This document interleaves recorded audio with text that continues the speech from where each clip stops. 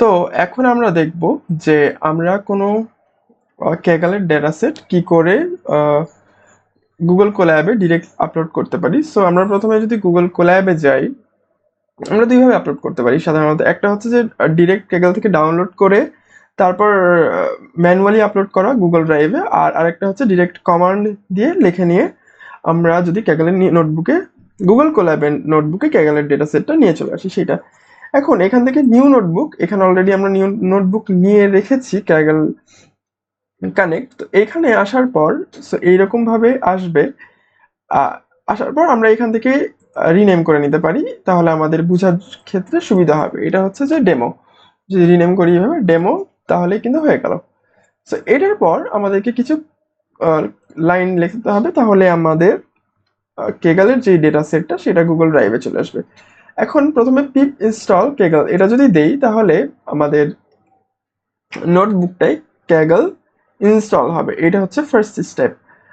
এইটা চলতে থাকুক, তার মধ্যে আমরা আরেকটা কাজ করে আসি। সেটা হচ্ছে যে আমরা যখন ক্যাগলে যাব, kaggle.com, সেখানে যাওয়া আসার পর এইখানটায় আসবো অ্যাকাউন্ট, প্রোফাইলে আসার পর প্রোফাইলে যখন আসবো, সরি, সেটিংসে আসবো। সেটিংসে আসার পর আমরা যদি নিচে দেখতে পাই এপিআই, এপিআই বলে একটা জিনিস আছে। সো এই জিনিসটা ক্রিয়েট নিউ টোকেন, এখান থেকে আমাদেরকে কন্টিনিউ করতে হবে শিওর। সো এইখানে আমরা এখন দেখতে পাচ্ছি যে ডাউনলোডস এর কাছে আমাদের ক্যাগল ডট এই জেসন যে ফাইলটা আছে সেটা হচ্ছে আমাদের ডাউনলোড হবে। সো আমরা এখানে ডাউনলোড করে রাখি, এটার নাম দিয়ে রাখি একটা। আচ্ছা, এই ক্যাগল ডট জেসন এই ফাইলটা ডাউনলোড করে নিলাম। সো এটা কাঙ্ক্ষিত জায়গায় ডাউনলোড হয়ে গেল। এখন ডাউনলোড হয়ে যাওয়ার পর এই ফাইলটাকে আমরা ম্যানুয়ালি গুগল ড্রাইভে আপলোড করব। সো আমরা যদি এখানটায় আপলোড করি গুগল ড্রাইভের মাই ড্রাইভের এই পোর্শনটাতেই,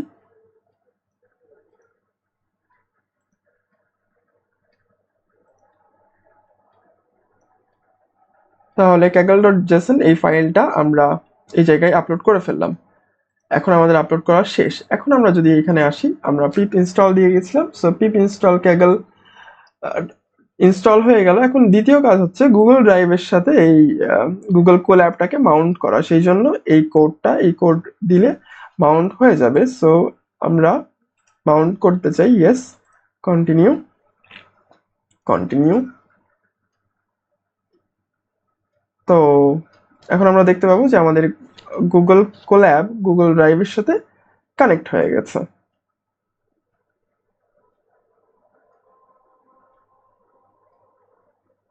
এই তো mounted at content drive. So আমাদের গুগল কোল্যাব গুগল ড্রাইভের সাথে মাউন্ট হয়ে গেছে।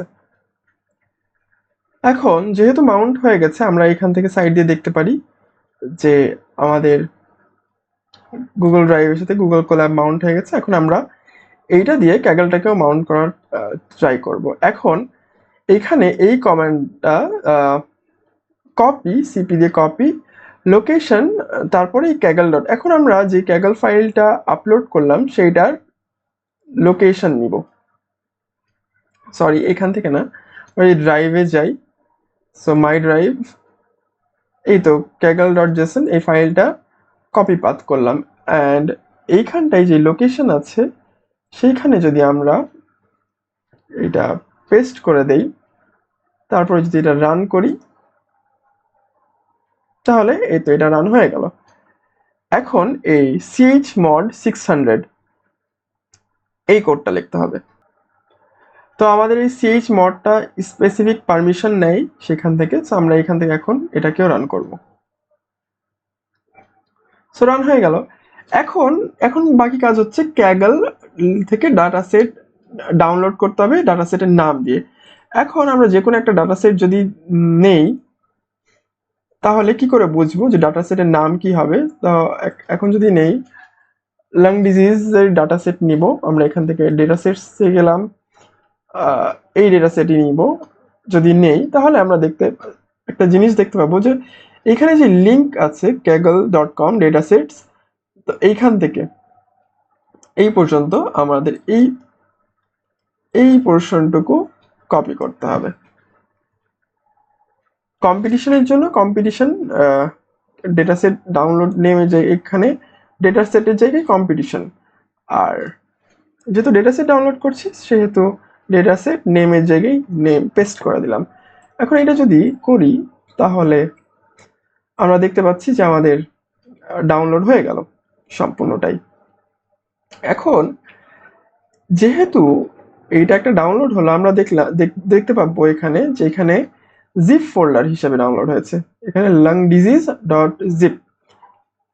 তো যেহেতু জিপ ফোল্ডার হিসেবে ডাউনলোড হয়েছে তাহলে আমাদেরকে একটা আনজিপ করতে হবে। আনজিপ করতে চাচ্ছি আমরা একটা অন্য ফোল্ডারে। সো এই কোডটা লেখার পর আমরা যে একটা অন্য ফোল্ডার নেই,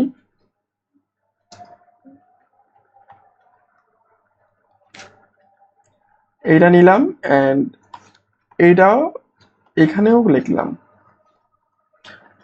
কেন লিখলাম বলছি, এইটার এই কোডের পোর্শনটার মানে হচ্ছে যে আমরা নতুন একটা সাব ডিরেক্টরি বা সাব ফোল্ডার ওপেন করতে যাচ্ছি, সেই জন্য এই কোড। অ্যান্ড এইটা হচ্ছে আমরা সরি এখানে একটু ভুল হয়েছে, আমাদের এই পার্টটা নিতে হবে।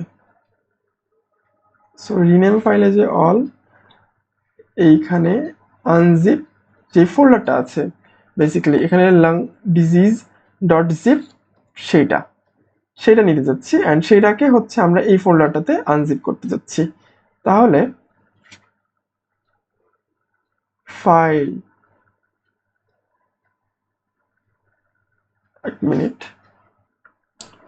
সো মেইনলি এইখানে একটা স্পেস দেওয়া ছিল, সেই জন্য মানে সমস্যাটা হয়েছিল, আনজিপ হতে অসুবিধা হচ্ছিল। এখন যদি আমরা আরো একবার দেখি যে আমরা যদি জাস্ট এইভাবে লাং ডিজিজ দেই অ্যান্ড আমাদের পরে সবকিছু হয়েছে, আমরা যদি এইভাবে লাং ডিজিজ দেই অ্যান্ড মানে ইয়ার নামটা দেই, ফোল্ডারের নামটা দিই অ্যান্ড এইভাবে ফোল্ডারের নাম্বারটা দিই, তাহলে আমাদের ঠিকই আনজিপ হয়ে যাবে ঠিক মতো।